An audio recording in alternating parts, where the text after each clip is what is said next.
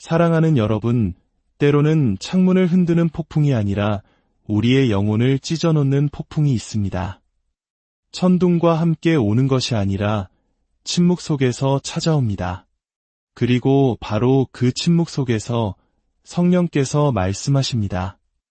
외침이 아닌 속삭임으로, 경고의 목소리로 파멸이 당신의 문 앞에 발을 들여놓기 전에 당신을 멈추려 하는 온유한 음성으로 말입니다. 믿는 자의 삶에서 가장 위험한 시기는 지옥이 시끄럽게 날뛸 때가 아닙니다.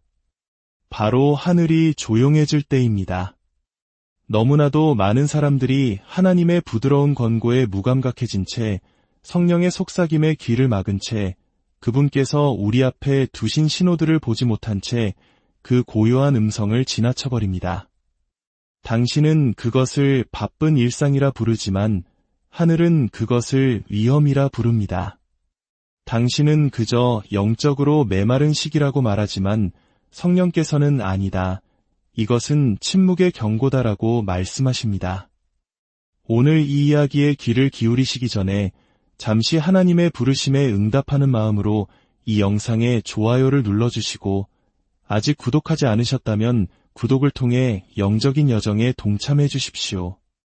여러분의 작은 행동 하나하나가 이 메시지가 필요한 다른 영혼에게 닿는 통로가 될 것입니다. 여러분의 삶에 하나님의 은혜와 평강이 가득하기를 축복합니다. 만약 제가 여러분에게 영적인 힘의 빈곤, 즉 영적 빈곤은 폭력적으로 문을 박차고 들어오는 것이 아니라 우리의 무관심과 방치를 통해 스며든다고 말한다면 어떠시겠습니까? 영적 빈곤은 굳이 포효할 필요가 없습니다. 기도가 우리 삶에서 슬그머니 빠져나갈 때 그 자리에 슬그머니 들어옵니다. 분별력이 무뎌질 때 우리를 장악합니다. 성령께서 죄를 지적하실 때 더 이상 마음이 떨리지 않는 신자, 말씀이 선포되어도 더 이상 갈급함을 느끼지 못하는 신자, 죄가 문 앞에서 속삭일 때 더 이상 애통해하지 않는 신자의 마음을 자신의 집으로 삼습니다. 성령께서는 결코 부재하시거나 침묵하시는 분이 아닙니다. 그분은 끊임없이 경고하고 계십니다. 하지만 당신이 이 경고들을 무시한다면 당신의 재정뿐만 아니라 당신의 믿음, 가정, 소명, 그리고 평안의 빈곤이 찾아와도 놀라지 마십시오. 하나님의 임재가 떠나버렸다면 아무리 좋은 집에 살아도 영적으로는 집 없는 자와 같습니다. 어째서 영적으로 무미건조하게 느껴지는지, 내 기도가 공허하게 들리는지, 내 승리의 삶이 어느새 실패의 순환고리로 바뀌었는지 궁금하셨을 겁니다. 다른 이들이 말해주지 않는 진실을 알려드리겠습니다. 그것은 항상 악한 영의 공격 때문만은 아닙니다. 때로는 성령의 음성에 대한 당신의 무감각 때문입니다. 3번의 조용한 경고가 있었습니다. 그 경고들은 아주 조용히 당신에게 다가왔습니다. 첫 번째는 당신이 이 정도는 괜찮겠지라고 말하는 순간에, 두 번째는 침묵 대신 세상의 소음을 선택했을 때, 그리고 마지막은 당신의 영이 불편함을 느꼈음에도 불구하고 다른 것으로 주의를 돌려 그 소리를 잠재웠을 때였습니다. 이것들은 우연이 아니었습니다. 돌아오라는 하나님의 부르심이었습니다. 그리고 지금 하나님의 신성한 계획 아래 당신은 이 자리에 있습니다. 지금 듣고 있는 이 말들은 단순한 단어의 나열이 아닙니다. 이것은 경고의 나팔소리이며 부르심이며 하나님의 자비입니다. 오늘 성령께서는 당신을 다시 부르고 계십니다. 종교적인 형식이나 행위로 돌아오라는 것이 아니라 그분의 임재를 깨닫고 그분의 음성에 민감하게 반응하며 그분 앞에 온전히 항복하는 자리로 돌아오라는 것입니다.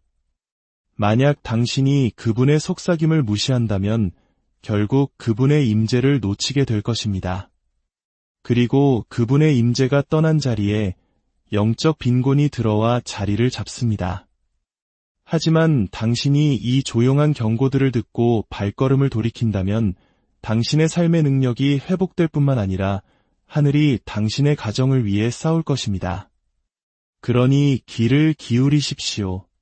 당신의 영을 잠잠하게 하십시오. 당신의 마음을 있는 그대로 드러내십시오. 성령께서 지금 말씀하고 계십니다. 마음을 완악하게 하지 마십시오. 이것은 단순한 가르침이 아닙니다. 당신의 영혼을 위한 생명줄입니다. 영적 빈곤은 단순히 돈이 없는 상태가 아닙니다.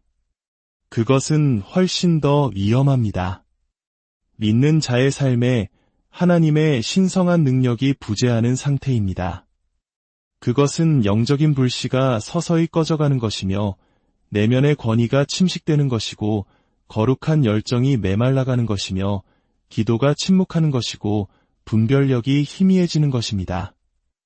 당신은 성경 구절을 줄줄 외우면서도 영적으로는 빈곤할 수 있습니다. 매주 교회에 출석하면서도 하늘의 기름 부으심이 없을 수 있습니다. 큰 소리로 아멘을 외치면서도 패배의 삶을 살아갈 수 있습니다. 왜냐하면 가장 중요한 곳, 바로 당신의 내면에서 능력을 잃어버렸기 때문입니다. 영적 빈곤은 당신의 말이 영적으로 들리지만 아무런 무게가 실리지 않을 때 나타납니다. 당신의 기도가 천장에 부딪혀 되돌아올 때, 당신의 꾸짖음이 아무런 효과가 없을 때, 당신의 예배가 기계적일 때, 그리고 당신의 신념이 상황에 따라 타협의 대상이 될 때 나타납니다. 하나님이 당신을 떠나신 것이 아닙니다. 그분은 결코 자신의 자녀를 버리지 않으십니다. 하지만 그분의 임재에 대한 당신의 민감성이 떠나버린 것입니다. 그리고 그 단절이 영적인 메마름을 낳고 메마름은 절망을 초대합니다. 당신은 한때 빛나던 자신의 그림자가 되어버립니다. 이 모든 일은 소리 없이, 천둥 없이 아주 조용히 일어납니다. 마치 종교적인 습관이라는 옷을 입은 채 서서히 영적으로 죽어가는 것과 같습니다. 당신은 여전히 사역을 하고 있을지도 모릅니다. 여전히 다른 사람들을 돕고 옳은 말들을 하고 있을지도 모릅니다. 하지만 마음 깊은 곳에서는 무언가 빠져 있다는 것을 알고 있습니다. 한때 당신이 가졌던 그 날카로운 영적 예리함, 당신의 영혼을 채웠던 그 절박함, 성경을 펼쳤을 때 타오르던 그 불, 성령의 작은 속삭임에서 왔던 그 기쁨. 이제 당신은 형식적으로 신앙생활을 합니다. 다른 사람들이 듣고 싶어 하는 말을 합니다. 당신의 분별력은 안개처럼 흐릿합니다. 그러면서도 여전히 내게 무슨 일이 일어난 거지? 라고 자문합니다. 영적 빈곤이 당신의 삶에 들어온 것입니다. 한꺼번에 혼란스럽게 들어온 것이 아니라 아주 천천히 스며들었습니다. 성령의 책망이 불편하게 느껴졌을 때 당신은 그 음성을 잠재웠습니다. 성령께서 속삭이셨을 때 당신은 다른 것에 정신을 팔았습니다. 죄가 스며들어올 때 당신은 그것을 합리화했습니다. 그리고 이제 기름 부으심은 희미해지고 비전은 흐릿해졌으며 당신은 세상적인 것들로 가득 찬 집에서 영적인 빈곤 속에 살고 있습니다. 영적 빈곤은 항상 당신의 은행 계좌에 나타나는 것이 아닙니다. 그것은 당신의 기도 골방에서, 당신의 예배에서, 당신의 메마른 눈에서 드러납니다. 그리고 최악은 당신이 그것이 언제 시작되었는지조차 알아차리지 못했다는 것입니다. 이것이 영적 빈곤의 무서움입니다. 당신의 내면이 썩어가고 있는 동안에도 모든 것이 괜찮다고 당신을 설득합니다. 하지만 분명히 말씀드립니다. 당신은 이렇게 살도록 창조되지 않았습니다. 무력하게 살기 위해 구원받은 것이 아닙니다. 텅 빈 채로 걷기 위해 성령으로 채워진 것이 아닙니다. 메마름이라는 광야에서 죽기 위해 거듭난 것이 아닙니다. 성령은 당신 삶의 능력의 근원이십니다. 그분께 순종하는 곳에 불이 내립니다. 그러나 그분을 무시하는 곳에 영적 빈곤은 합법적인 권리를 얻고 들어옵니다.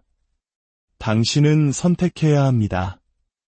종교적인 습관과 틀에 박힌 신앙생활을 하면서 그것을 기독교 신앙이라고 부르며 살 수도 있습니다. 아니면 무릎을 꿇고 이렇게 부르짖을 수도 있습니다. 성령님, 주님이 그립습니다. 제가 너무 무뎌졌습니다. 제가 멀리 떠내려왔습니다. 하지만 다시 주님을 원합니다. 만약 그것이 당신 마음의 부르짖음이라면 그분은 오실 것입니다. 당신이 무언가를 잘해서가 아니라 당신이 자신을 낮추었기 때문입니다. 영적 빈곤은 회개가 시작되는 곳에서 끝납니다.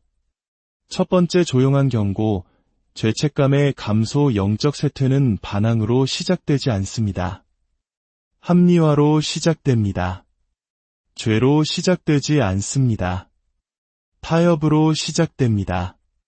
하나의 작은 타협, 하나의 변명, 이 정도는 괜찮아라는 단 한 번의 생각, 바로 그렇게 죄에 대한 민감함이 사라지기 시작합니다. 성령께서 주시는 첫 번째 조용한 경고는 천둥이나 지진이 아닙니다. 그것은 당신의 영적 민감성의 미묘한 변화입니다. 예전에는 당신을 무릎 꿇게 했던 것들이 이제는 양심을 살짝 찌르는 정도에 그칩니다. 한때 당신을 떨게 만들었던 것들이 이제는 마음에 거의 기록되지 않습니다. 그것은 성숙이 아닙니다. 성장도 아닙니다. 그것은 은혜라는 이름으로 이장한 영적 무감각입니다. 성령께서는 말씀하시기를 멈추지 않으십니다. 단지 당신이 듣기를 멈췄을 뿐입니다. 그러고는 하나님은 이해하실 거야 라고 스스로에게 말합니다. 예, 그분은 이해하십니다. 하지만 그 이해는 허락이 아니라 인내입니다. 당신이 그분의 인내를 승인으로 해석한다면 당신은 자유 속에서 걷고 있다고 생각하며 영적인 파멸 속으로 걸어가게 될 것입니다. 성령의 책망은 하나님께서 당신을 정죄하시는 것이 아닙니다. 당신이 스스로를 파괴하기 전에 하나님께서 당신을 구출하시는 것입니다. 성령께서 당신을 책망하실 때 그분은 손가락질하시는 것이 아니라 손을 내미시는 것입니다. 하지만 많은 사람들이 더 이상 거룩한 슬픔의 찔림을 느끼지 못합니다. 예전에는 부드러웠던 마음의 부분들이 굳은 살이 박여버렸습니다. 당신은 예배 중에 눈물을 흘리곤 했습니다. 죄를 지었을 때 속이 메스꺼움을 느끼곤 했습니다. 말씀을 들을 때 떨림을 느끼곤 했습니다. 하지만 지금은 당신의 영은 무뎌지고 당신의 영혼은 아무런 동요가 없습니다. 성경 구절을 인용하지만 그 말씀이 더 이상 당신을 꿰뚫지 못합니다. 진리를 듣지만 더 이상 당신을 움직이지 못합니다. 예전에는 당신의 마음을 아프게 했던 것들을 보며 이제는 웃습니다. 바로 그 순간 영적 빈곤은 이미 시작된 것입니다. 이것이 첫 번째 신호입니다. 죄책감이 줄어드는 것. 당신은 예전처럼 그분의 불쾌하심을 감지하지 못합니다. 불순종했을 때 마음이 무너지지 않습니다. 입술로는 빨리 미안하다고 말하지만 진정으로 회개하지는 않습니다. 축복을 받기 위해 죄책감을 느끼는 과정을 빨리 감기해버립니다. 그러나 기억하십시오. 죄에 대한 애통함이 없는 곳에 능력도 없습니다. 하나님은 타협과 아무렇지 않게 동행하는 사람에게 기름을 붓지 않으십니다. 성령은 거룩하신 분입니다. 감정적이거나 유행을 따르는 분이 아니라 거룩하신 분입니다.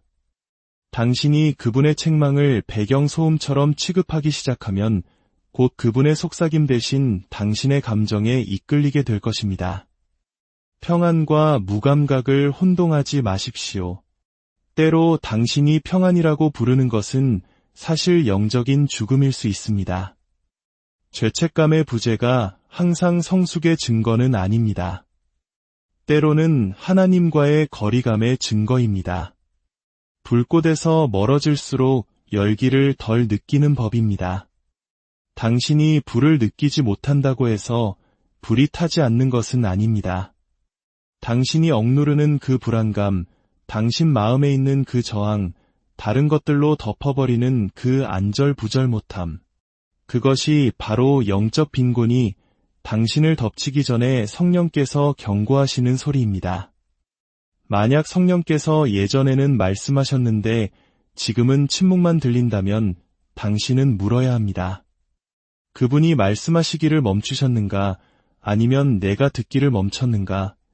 만약 당신이 죄 가운데 걸으면서도 아무것도 느끼지 못한다면 당신은 담대한 것이 아니라 위험에 처한 것입니다. 성령께서는 경고 없이 떠나지 않으십니다. 그분은 책망하시고 속삭이시며 마음을 괴롭게 하십니다. 당신이 더 이상 반응하지 않을 때 그분은 논쟁하지 않으십니다. 그저 뒤로 물러서십니다. 버리시는 것이 아니라 슬픔 속에서 물러서시는 것입니다. 그리고 그분을 가장 슬프게 하는 것은 죄 그 자체가 아니라 우리가 더 이상 신경 쓰지 않을 때 뒤따르는 침묵입니다. 두 번째 조용한 경고, 영적 갈급함에 소멸한 때 당신은 하나님과 단둘이 있는 시간을 손꼽아 기다렸습니다. 그분의 말씀을 갈망하며 아침을 맞았고 예배하기를 간절히 원했으며 기도하기를 열망했습니다. 의무감에서가 아니라 마음에서 흘러넘치는 사랑 때문이었습니다. 당신은 영혼을 먹였습니다. 그래야만 해서가 아니라 그것 없이는 살 수 없었기 때문입니다. 그러나 이제 당신은 며칠 동안 기도 없이 지내도 아무것도 느끼지 못합니다. 하나님을 찾는 시간보다 소셜미디어를 스크롤하는 시간이 더 많습니다. 설교를 듣지만 마치 배경음악처럼 당신을 스쳐 지나갑니다. 예전에는 진수성찬을 즐겼지만 이제는 깨작거릴 뿐입니다. 예전에는 추구했지만 이제는 현상 유지에 급급합니다. 그리고 당신은 그것을 균형이라고 부릅니다. 그러나 하늘은 그것을 굶주림이라고 부릅니다. 이것이 성령의 두 번째 조용한 경고입니다. 당신의 영적 갈급함이 사라질 때 당신의 위험은 커집니다. 사탄은 당신의 믿음을 훔칠 필요가 없습니다. 그저 당신의 영적 식욕을 죽이기만 하면 됩니다. 만약 그가 당신을 세상의 즐길거리, 야망, 인간관계로 배부르게 만들 수 있다면 당신에게는 더 이상 생명의 빵을 위한 자리가 남아있지 않게 됩니다. 당신은 굶주리면서도 그것을 알지 못할 것입니다. 영적인 굶주림은 고통처럼 느껴지지 않고 권태감처럼 느껴지기 때문입니다. 말씀이 더 이상 당신을 흥분시키지 못합니다. 예배가 더 이상 당신의 마음을 만지지 못합니다. 은밀한 기도의 장소는 하기 싫은 숙제가 됩니다. 그리고 서서히 깨닫지도 못하는 사이에 영적 빈곤이 찾아옵니다. 영적인 갈급함은 하루아침에 잃어버리는 것이 아닙니다. 오락에 질식하고 비교에 잠기고 틀에 박힌 일상에 무감각해지면서 서서히 죽어갑니다. 당신은 하나님을 찾기에는 너무 바쁘다고 말하지만 시간은 결코 문제가 아니었습니다. 문제는 식욕이었습니다. 사람은 자신이 갈망하는 것을 위해 시간을 냅니다. 만약 당신이 당신의 영을 먹이지 않고 있다면 당신의 육신이 먹이를 받고 있는 것입니다. 그리고 육신을 더 많이 먹일수록 성령의 것들에 대한 갈급함은 줄어듭니다. 갈급함의 부재는 성격 유형이 아니라 영적인 상태입니다.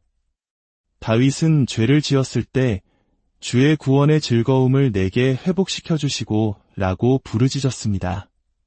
그는 감정을 구한 것이 아니었습니다. 그는 영적 식욕을 간청한 것입니다.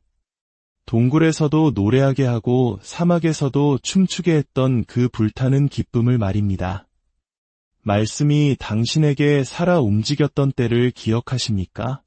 단 한 구절이 당신의 영혼을 불태울 수 있었던 때, 단 한 번의 만남이 당신의 하루 전체를 바꿀 수 있었던 때를 기억하십니까? 그것이 바로 갈급함이었습니다. 만약 그것이 사라졌다면 성령께서 당신에게 경고하고 계신 것입니다. 돌아오라고, 부끄러움 때문이 아니라 돌아오지 않으면 영적 빈곤이 당신의 몫이 될 것이기 때문입니다. 세 번째 조용한 경고, 대체제의 일상화. 당신이 성령의 음성을 듣는 것을 멈출 때 당신은 침묵 속을 걷는 것이 아닙니다. 당신은 대체제 속으로 걸어 들어갑니다.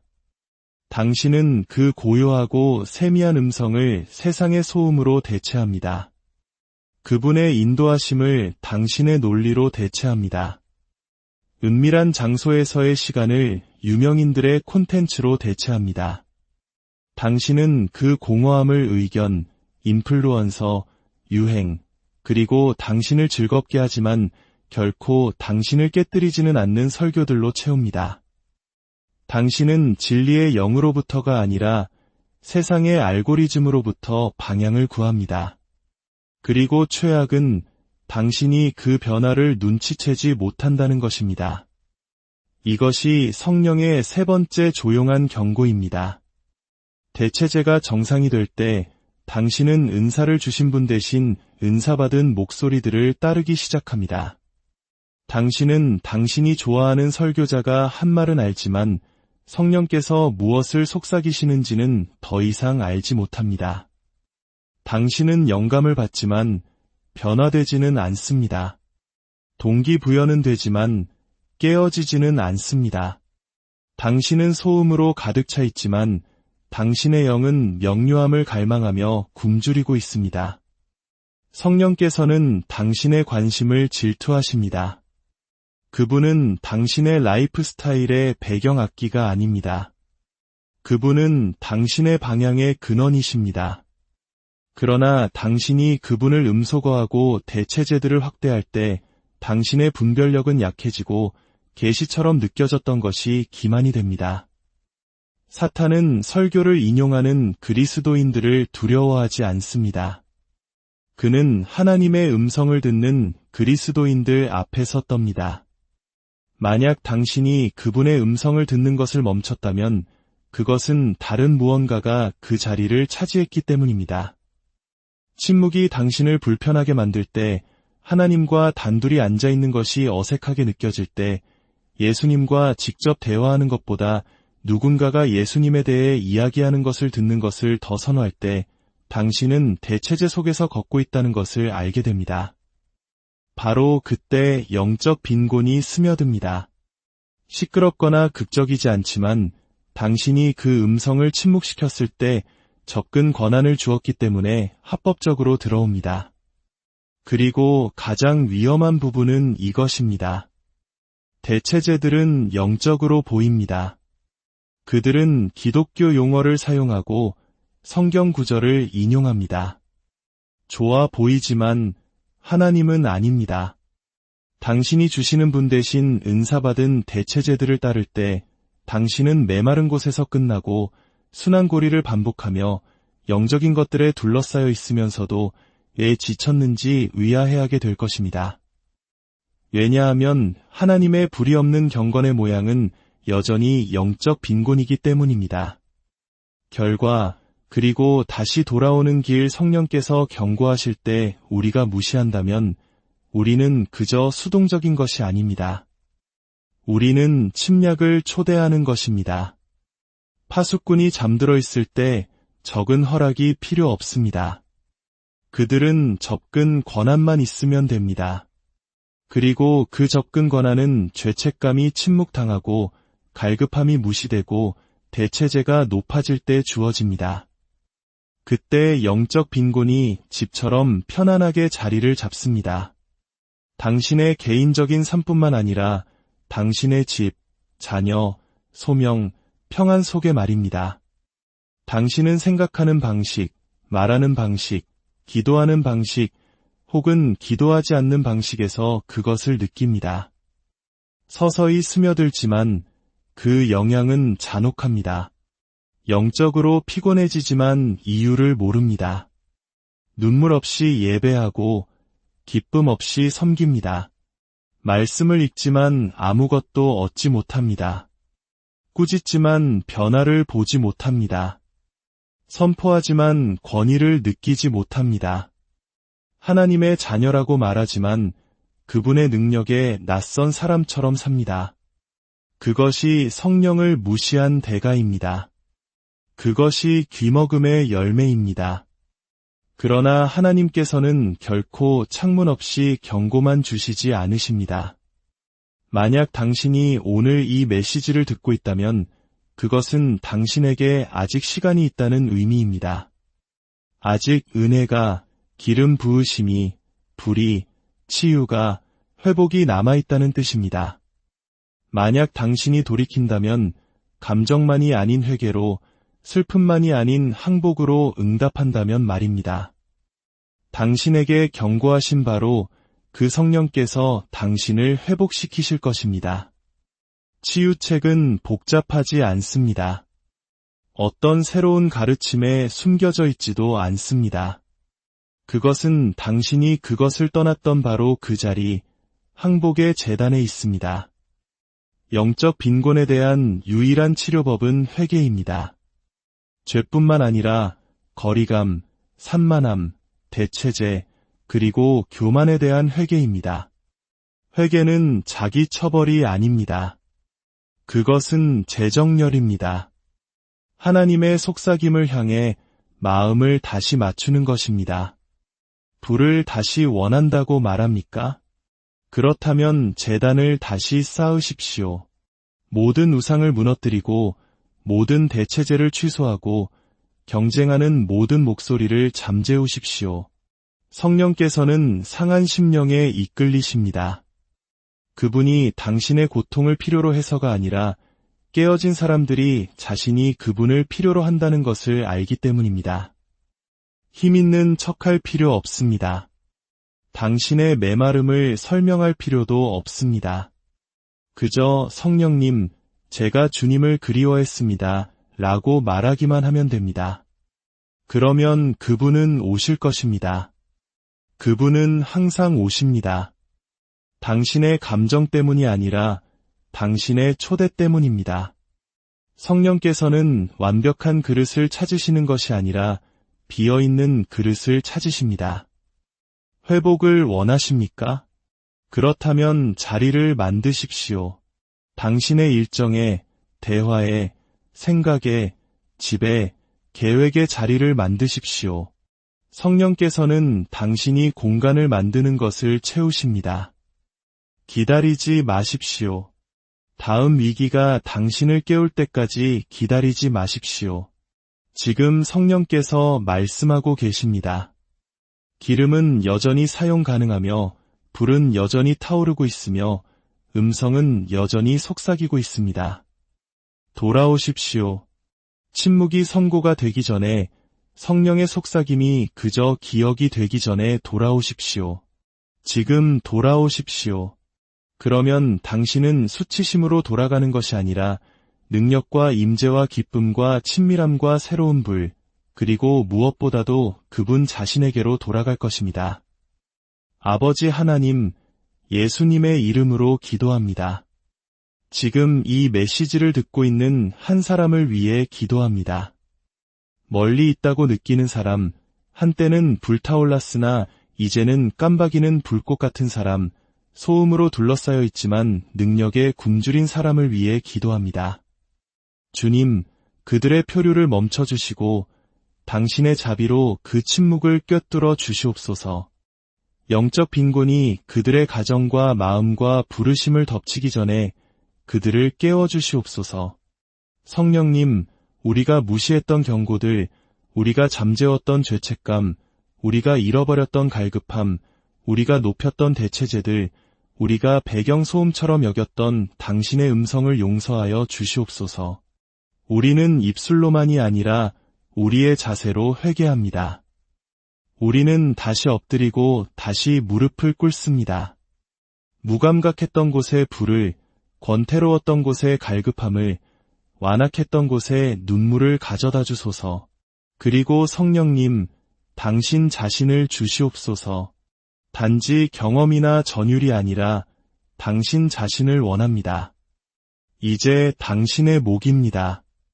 만약 이 메시지가 당신의 마음을 찔렀다면 그냥 지나치지 마십시오. 무언가를 하십시오. 소음을 끄고 성경을 펴고 문을 닫고 홀로 되어 주님, 말씀하소서. 제가 듣겠습니다 라고 말하십시오. 그리고 머무르십시오. 서두르지 마십시오. 눈물이 흐를 때까지, 불이 다시 돌아올 때까지, 속삭임이 다시 크게 들릴 때까지 움직이지 마십시오. 그리고 그분의 임재가 임할 때 혼자만 간직하지 마십시오. 이 메시지를 나누십시오. 당신이 아는 누군가가 영적 빈곤 속에서 되어 있으면서도 그것을 알지 못하고 있습니다. 그들에게 이 경고를 보내주십시오. 나팔수가 되어주십시오. 중보자가 되어주십시오. 듣고 응답하는 한 사람이 되어주십시오. 당신이 그 속삭임에 응답할